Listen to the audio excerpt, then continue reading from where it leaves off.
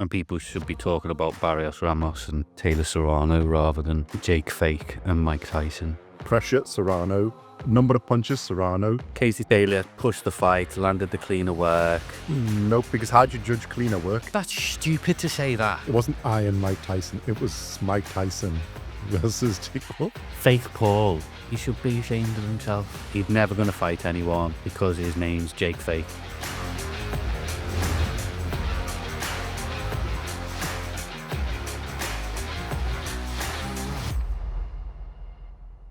Welcome back to BoxCast. In this episode, we're going to look at the recent fights that happened on the Netflix event, with the headline of being Mike Tyson and Jake Paul, and Katie Taylor and Amanda Serrano, and all the things. So, should we work our way up to the big, let me put that, big quotes fight. So, the first one I seen was, I think, Neeraj Goyat versus Whindersson Nunes. Glad you watched it because I didn't. It was actually quite good. One-way contest, because I think Goyat is actually somewhat of a boxer. Indian boxer, so it's pinch of salt, but Indian boxer. But actually has some skills. And Nunes, who's a YouTuber influencer or whatever he is, something like that. And you could see, this is what those type of fights, I'm only going to mention it because this is what those type of fights should look like. It was basically, it was only 6 rounds, and it was a 6-round one-way contest. Basically, won by Goyat, who had some showboating, had some all the things, boxing skills, basically landed at will, went in and out, did a bit of stuff. This is what it should look like when a boxer fights an influencer. That's the only reason I mentioned it. Because there's like 171 punches landed to like 87. But I mean, the impact, the things, he basically doubled the punch and his 44% punch accuracy. So, yeah, that's the only reason for mentioning it. But like, you have any thoughts on that? Influencers shouldn't be boxing. Well, they can be, but I don't have no issue with it because it's entertainment. But like, class it as entertainment. Don't try and make it boxing. That's my sort of issue with it. But anyway, right, that's why we're doing that one. Then the other one was quite a good fight. Abel Ramos and Mario Barrios. That was a proper boxing match. It was a draw, split decision. Well, it was a draw, isn't it? Over things. I think one of the cards was even, and then there was one each way, wasn't it? Yeah, something? 112 to Barrios, 114 to Ramos, 113, 113, 116 to Barros, 110. You did it a bit of. We're going to get into scorecards in a bit, so we'll leave it for this one. But WBC welterweight championship on the line. Who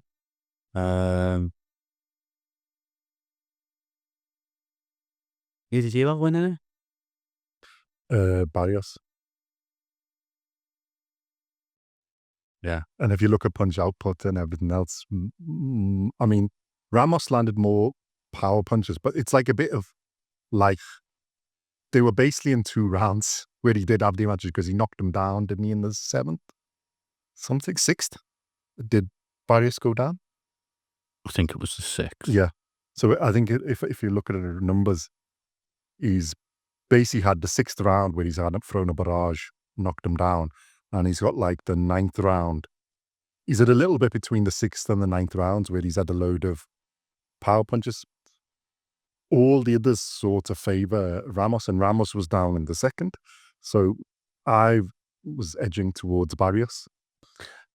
How did judges, I mean, I know judging's subjective and it's each to their own, but how does one have it 116, 110? One have it 113, 113, 113. You can, I don't even know if I ever can see that. the scorecarding was... There were other disappointing things which we're going to get into, but scorecarding on both nights was more on this one was a little bit, shall we say, more than disappointing. I'm thinking, you look at the scorecards and you're thinking, what the hell? I mean, yeah, it's all like, it's your own opinion. Okay, everybody has different. Yeah. Everybody has different things they like, so you can see it.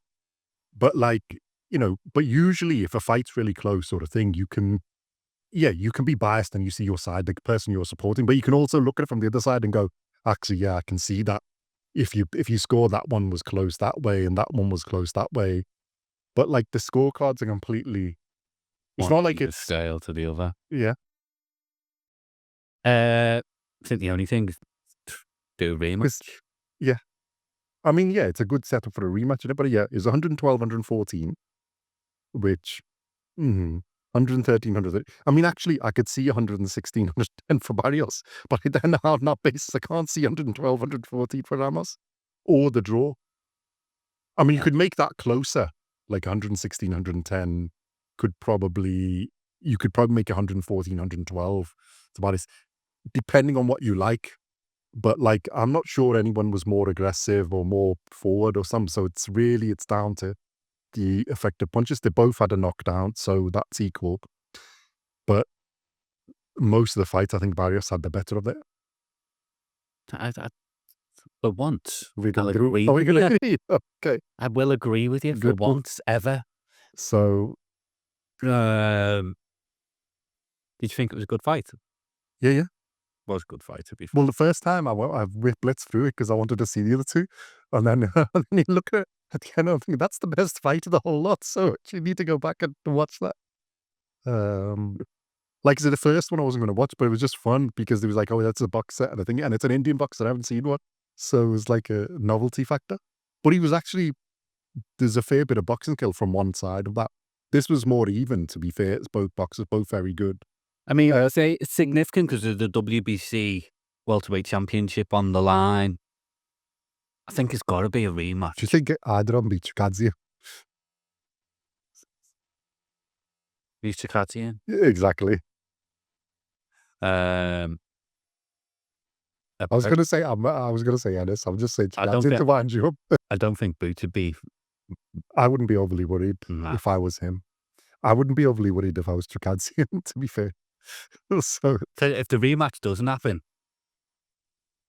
I think they've got to have a rematch, isn't it? But yeah, I mean, I don't think it's like you can quote as robbery. It's a close-ish fight. But if you look at all the bits and pieces, I think Barrios was ahead. I mean, the way it's been scored the other way. Like we say, let's not be controversial now, Mom. Scoring subjective. I don't think that's controversial. I think that's just, let's just put it out there because there's a bit more to come. Okay. So now, rematch. Yeah, I think it's got to be a rematch there. Yeah, I think it was a little bit favorable. But to be fair, for both put in, you're not like overly bad that it's a draw because, it's not unfair result as a draw because you get to see a rematch. I mean, I personally think it's a little bit unfair on Barrios, but like, you're not, as a viewer or the next thing is you're not that disappointed because if it had been a win for Ramos there, then I think it'd have been a bit, So that leads nicely into the other one. Katie Taylor versus Amanda Serrano. Fight of the night. Yeah, probably. Well, I think both. I think because they've had the first one, that makes this one bigger. I think Barrios and Ramos, both of them are equally. And people should be talking about Barrios Ramos and Taylor Serrano rather than Jake Fake and Mike Tyson. Because this was a war. Yeah. Jesus Christ. I know a bit of a difference on this one, so I'm going to let you go first. I know they say, women's boxing should be 3 minutes instead of the 2, but the action you get in that 2 minutes is just bananas, isn't it? It'd be interesting to see if it was 3 minutes rather than the 2. I think they'd slow down. Yeah. I definitely think there wouldn't be as many punches thrown. Mm-hmm. But would you take away that entertainment factor that they're giving us? Because at the moment, all the women fights, they're just superb, aren't they? I think, and it's because of the 2-minute rounds. They're just non-stop. Well, I think it's more you watching the sort of bigger fighters, the ones who get on these cards. So you're seeing the better ones of it.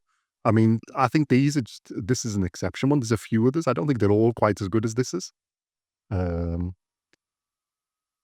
there wouldn't be, if it went to 3-minute rounds, I don't think, I think it might lose a little bit of the wall that they go into.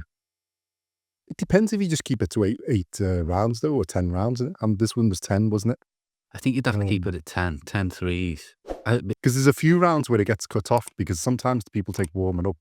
And I think if this fight was 3 minutes a round, it would have been over in the first round.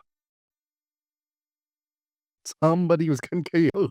Again, but if it was 3 rounds, they wouldn't have gone that hell for leather like they do. I don't think they went that hell for leather in the first round anyway. The women do. They just go nuts. Because I think the first round was like a warm-up. I think it's going to be interesting. I think there'll be talks about whether they change the length of rounds over the next few months for women. I'm not sure they need to. I'm just saying if it was 3 minutes, somebody was getting KO'd. Because they were basically gone. Wait, after 2 minutes. A lot of people are saying if all women fight with the 3-minute rounds, there'd be more knockouts. But I think there's a bit of saved by the bell in a few. It's hard to knock someone out in a boxing ring. Somebody would have gone in the first round. I'm just saying. Never know. Oh, well, no, they were gone. They would have been out. Out. They wouldn't be the undisputed champion at this moment in time. Hearsay. No, because he was gone. No. No, I think 2 minutes is fine. I don't think you need it because I think you're going to lose. What you gain, you're going to lose more. I think the entertainment value of it, and I think more of them will gas out faster. That's what I'm saying. I think so. You get it boring near the end, but I don't think if you get the action, I'm not so sure you need the knockouts. It's more in men's because sometimes you get the ones where there's nothing happening, and then because they're so close, they're too cagey. Well, if you look at this, and that's where you need some even action. in the men's in the 3-minute rounds, there's not. I'd be interested to see what the ratio is for knockouts in fight. I bet you it's quite low. But in most male fights, there's a high percentage that go to points and there is knockout. Yeah. So it's. I think it'll be the same in the women's. Yeah. The percentage probably won't be that far apart. No. But I'm not sure punch output because like they're going to do it's the next episode. We're going to do the fight after ones, and then the main fight there, the punch output was pretty damn high as well. So, all right, let's bring up the numbers for this. What a fight it was. What a fight. Where are we? This one. Right, let me get them. Right, so you're happy with the result? The scorecards? Yeah, I had it 95-94 to Taylor. Yeah, I'm not. I had it one I £1. don't see it. Right, punch stats. Let's go. Not the be all and end all, but just for context. Right. The overall punches, Katie Taylor had 217 across the 12 rounds, total punches. Landed or thrown? Landed. Thrown 529, so she had 41% success ratio, which is still pretty good as a percent ratio, but still, it's a lot of punches thrown. Yeah. And Serrano had 324 punches landed out of 734 thrown, so 44.1%.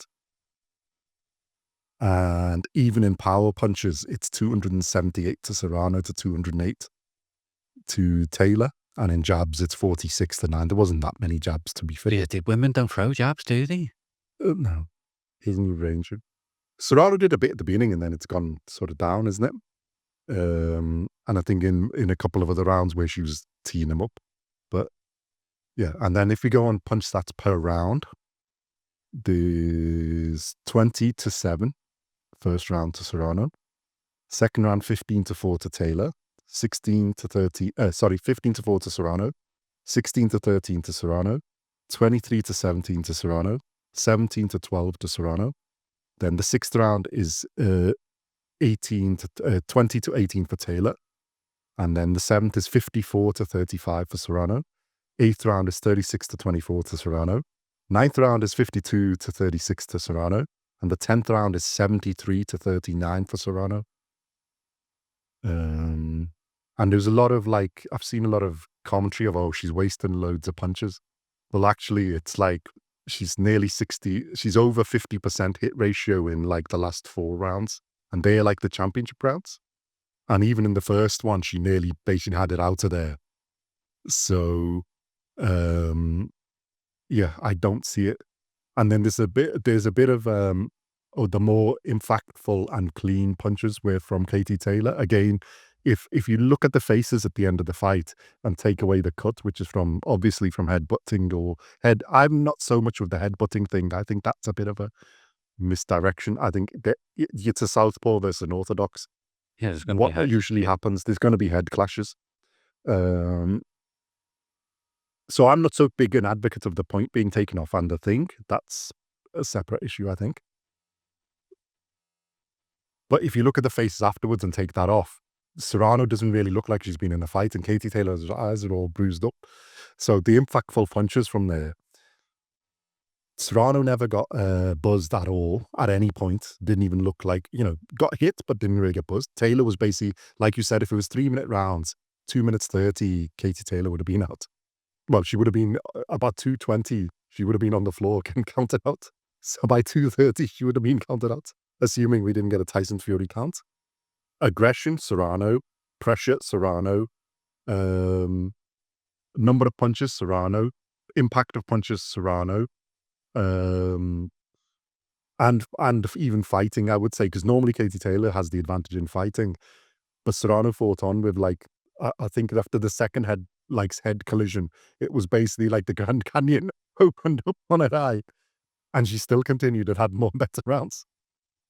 So the only thing I can give to Katie Taylor is after the first 4 rounds, Katie Taylor made it more into her kind of fight than into what probably Serrano should have. But other than that, I can't give it anything, and I don't see how the scorecards are like that. Don't see it at all. I didn't see it in the first one, to be fair, but I think this is even wider gap. So there's my rant. Oh, well, you're wrong as always. No, I'm correct as always. No, Katie Taylor pushed the fight, landed the cleaner work. Nope, because how do you judge cleaner work? Katie What Taylor impact it has on the person's face? You didn't have any impact. That's stupid to say that. Well, that's what most people said about Beterbiev versus Bivol. No, that is stupid to say that. And if you look at the same stats on that basis, then Bivol clearly won that fight because he had the much cleaner work. All right, so what we should do is after a fight, you've got to stand in front of the judges and they'll judge your face. Yeah, well, that's what the press conference is for. You got to judge what your face looks like. Come on. Don't go on someone's face. No, but I'm not going on. I'm going to help you the stat. There is. No, like I say, I thought Katie Taylor had the cleaner punches. I thought Serrano missed a lot of punches. Katie Taylor was blocking a lot of punches. Look, it was a close fight. It was quite hard to score. I don't think it was that close. But I just had Taylor winning by 1 round. I don't understand how they say it's that close. I thought it was going to be a draw. At the end of it, I thought it was probably going to be clashed as a draw, and they'll have a rematch, another fight. And if it'd have been 1 point the other way, 1 point either way, I wouldn't have.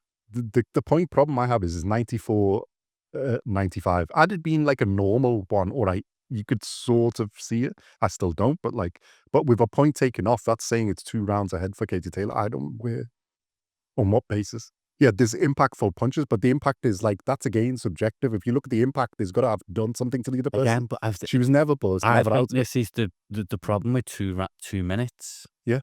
Well, if it was 3 minutes, she was done in the first round. It was all over. Forget there would have been a KO. Forget about the first round. Forget about the first round. What I'm saying is, the round happened so quick. The judges are, over a 3-minute round. A lot happens in the 3-minute round. What Katie Taylor does well is she had that flash because she does that good combination. Exactly. And if that sticks in her head, then... But if you watch the whole round, all the proper, Yeah, but... Serrano's the better boxer. I don't think the whole round. And Look a bit again. yeah, If you want to mention Better Biev Bivol, look what Better Biev did in the last 30 seconds of every round against yeah, Bivol. you stole them all. Well, But there's you an can't argument do that. made. You can't do that in a 2-minute round because they're too quick. It's not consistent, is what we're basically saying. So, all right, I get it there, but like, yeah, I'm more on the camp of And Serrano won Katie that Taylor, comfortably. what she is fantastic at is when she puts her combinations together, they are super flashy and they stand out. Yeah, they're super flashy and stand out. They really, really are. No, on that basis, I can do it. And like I said, as the fight wore on, it became more a Katie Taylor fight than you'd expect the way Amanda Serrano to fight, which I think is where Serrano's gone down. But what we've got to look at is both Katie Taylor and Amanda Serrano. That's boxing. That is boxing. Because they weren't never giving up, either of them. Yeah. That's what made it a good fight. You know. Both got to be commended because Katie Taylor came back from that first round buzzing because she had big, really good punches. And she's no spring chicken, Katie Taylor. Yeah. Well, neither of them are. You know, there's not a lot left in them. Well, if we look at that, like how many punches did they throw? Between them, like nearly 1,300 punches in 2-minute round. Yeah. It's a heck I don't of an think output. there's many fights left in Katie Taylor, unfortunately. And I say unfortunately because she's been a great ambassador for boxing, not just women's boxing. But let's be honest, she is the face of women's boxing. Well, yeah, I think there's 2 or 3 of them, but yeah. Katie Taylor's the face of boxing. Let's be honest. I think if it hadn't been... I think that's had a slight influence in the score. Let's put it like that. Well, you people saying, both times. I think both times. The judges have been paid. Who the judges have been paid by? Because it was a Jake Paul show. Amanda Serrano's Jake Paul's fighter. Just let's give a shout out to Eddie Hearn. He's worked his magic. He's fed up on losing. There's a bit of controversy after the fight. They weren't gonna, they were only letting one person sit at the table. Well, no, a bit of context. I think there's MVP, which is Jake Paul and whatever the other guy's name is, like production company. And so Serrano's obviously signed to them. And no production. What is it called? Promoters. Yeah. That's what I want to say. Promoters. And obviously Eddie Hearn's a promoter. Eddie Hearn has an issue. I don't know whether personally or through his matchroom they have an issue with MVP. Something else. And I think he's got a court case or something going on with him. Yeah, trying to sue them or something. Court cases against Jake Paul. Yeah. So that's why there's a little bit of, I think, shenanigans going on. But fair dues to Katie Taylor's team there. That if we're not all going on, we're not going on. Yeah. So I applaud. I know, and it was a great fight. Do it again. Well, we'll put it like this: if that wasn't on the card, I think there'd be a fair few people upset for watching this. And to be fair, Barrios and Ramos, but the other fights were really good. It built up quite well. You got that and you thought, okay, here we're going to go for the main event. And if ever there's been a damp squid, a disappointment for those who don't know what damp squid is, that was, I would say, the main fight then. It wasn't like, let's just be clear, it wasn't Mike Tyson. It was Mike Tyson versus Jake Paul. Mike Tyson with one leg. Basically versus Jake Paul. Yeah, it wasn't a real fight. Let's just be honest about it. I think we were a short out saying, "Is it a real fight?" It wasn't. I think what everyone I've spoke to, I think we even said it, is you were watching Mike Tyson doing his pad work, and you're thinking, "Oh, he's still fast," and you were thinking, "Oh, he's going to come out in the first round and buzz him." No. I think that's what we wanted to happen, but I think deep down everyone knew what. Yeah. And I think there was a lot of wishful thinking, isn't it? Oh, everybody was too buzzed on. We want to see the old Mike Tyson. Let's just be honest, it was an absolute disgrace. Fake Paul he should be ashamed of himself. Well, I'm going to give the other side, isn't it? Right. The issue I have with it is being classed as a proper boxing match that goes on the record, because it wasn't. As entertainment, all right, the fight, they one was rubbish. Okay, let's leave that. But as an event and all the things they've done, they've broken every record on attendance, I think. Look, yeah. Views. But hold on a That's minute. the highest viewed women's fight. I'd like in to see what sport. the attendance was like a minute before the end, because It was empty. It I'll was tell you that. I empty. can give you that 0. Other than the people in weren't leaving. And I think the one that you got booed, isn't it? that says a lot.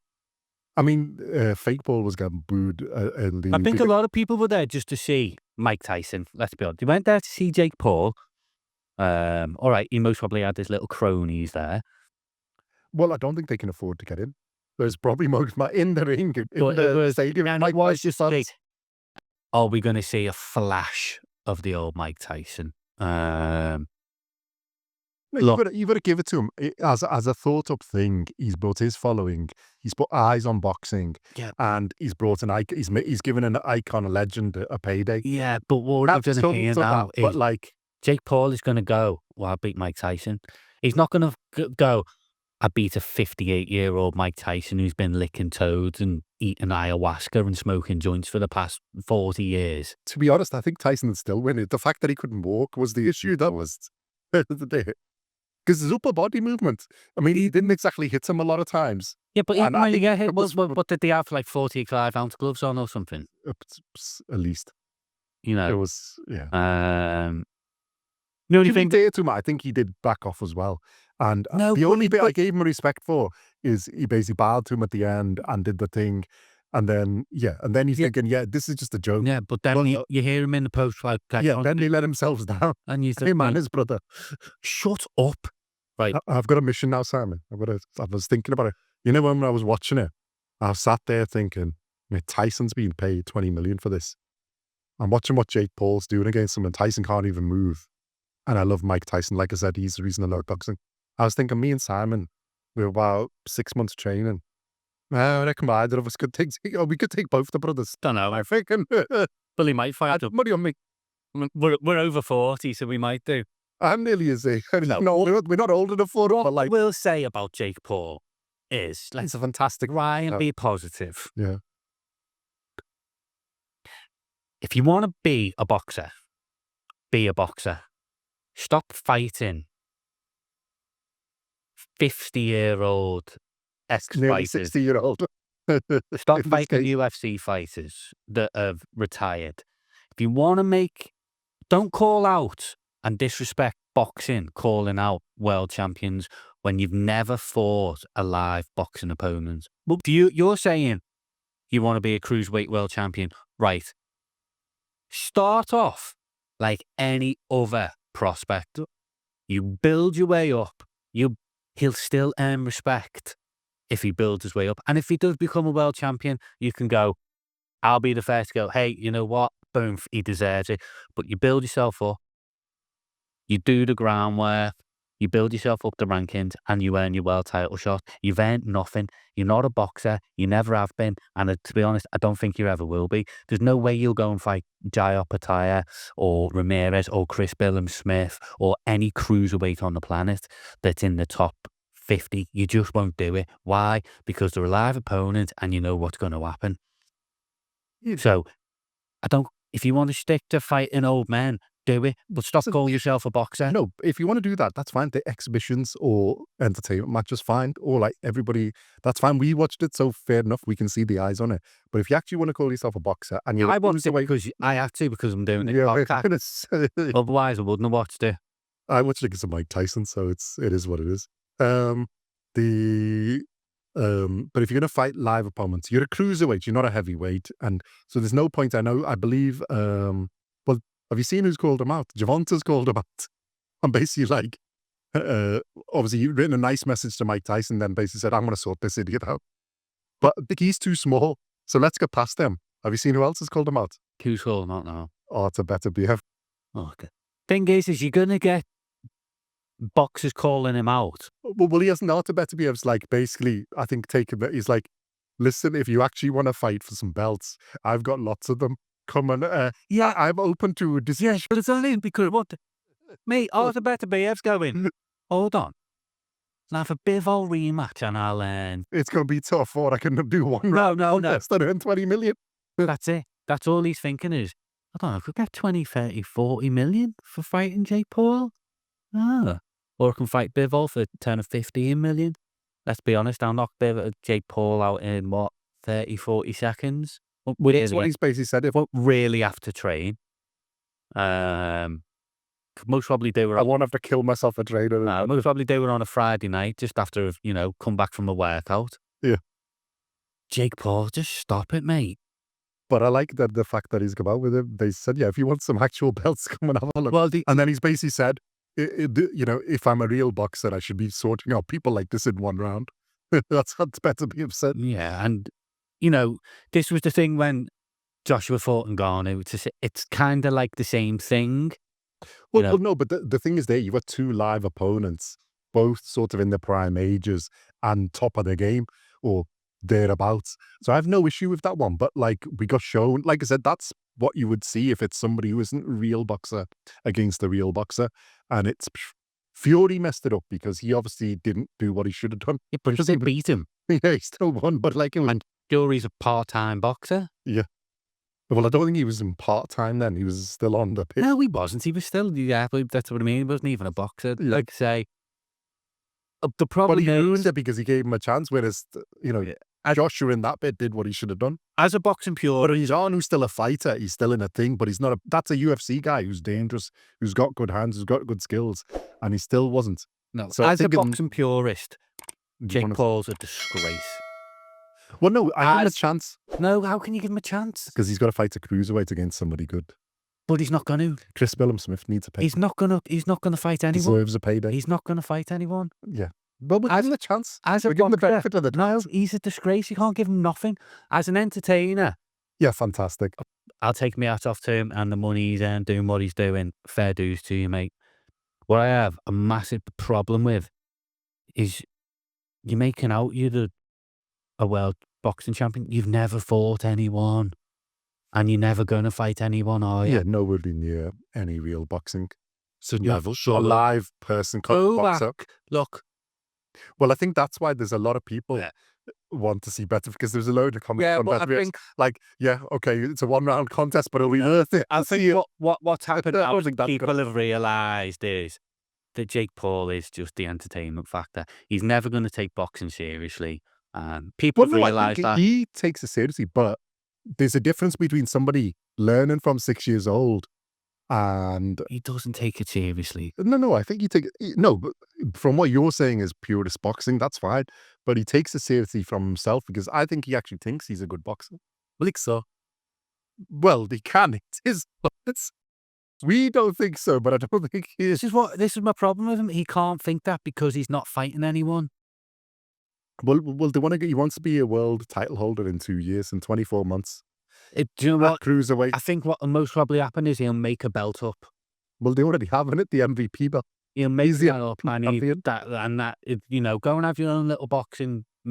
I still want to see him fight somebody good, like a Nunes or an Opataya. He's not going to. Fantastic. He's never. Not really for watching him fight, just because I think then an Opataya or a Ramirez, whoever is the cruiserweight champion, it's never going to happen. He'll get a payday. I'd love Bill Smith to get that payday. It'd be fantastic. Never going to happen. He's never going to fight anyone because his name's Jake Fake. And you heard it there first. Fake Paul, Jake Fake. He's a fake boxer. Anyway. And it was all scripted. Yeah. And every fight he has is scripted. Well, we said it wasn't. And shave your beard off, you tramp. But I don't think he's that concerned, because they made a killing on it. But and like you say, for that, and for promoting the fight underneath on the card, I think it's... As an event, I'll take my hat off to him. Fair dues to you. It was fantastic. And he did put on Taylor Serrano, and they both have got... the show, if you take them out of it, their event, their fight out of it, like Tyson and Paul, the rest of it was fantastic. The promotion, the production, everything was fantastic. I do have a question. What about Netflix crashing? Well, this was my issue, because there's a lot of people say have issue with Netflix not working.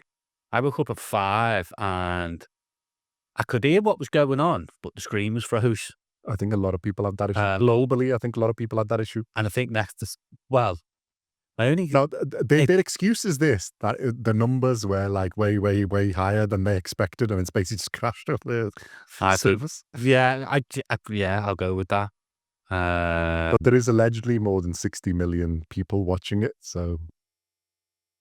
And they're going to release the numbers on Tuesday, so we'll find out. We'll have a review that in we'll mention it in our next... I'm never mentioning this again. You Okay. can mention it. I'll I'm never mention mentioning this again. I'm just interested in the numbers. See this line I've just drawn here? Yeah, That's it now. That's done. Okay. And on that note, we'll leave it. Hate So you. all the rest, apart from the main fight, was really good. So it was good. Yeah, I think Jake Paul should be ashamed of himself. Well, he should be ashamed of himself for calling it a boxing match. I think for the entertainment and everything. If they hadn't called it that, nobody would have minded. It's fine. Then the promotion would have real boxing matches and that, yeah. But if he wants to be a real fighter and you're going to be a cruiserweight, then don't have the silly weight things. Fight a real fight against a real live person, fighter, current fighter, and then we'll see. And all fighters, because like I said, it should be stepped up to go for a world title. Yeah, that'd be interesting if he does. I don't think so. I'm with you. I don't think it's going to happen, but it'd be interesting. That's what they've said. So let's see if they keep the word. MVP promotions. Okay. Blah, blah. Yeah. Thank you very much for watching. Let us know what you think. And like, subscribe, and let us know what you think in the comments. Were we unkind to Miss Fake Paul? Fake Paul. Is this Fake Paul his better name? What did you think of Mike Tyson? What do you think of Serrano and Taylor? Which side of the fence are you sitting on that? Or are you sitting on the fence? And yeah, Barrios Ramos. And what are your thoughts of events in all and Netflix? And we will see you in the next one. Thank you very much.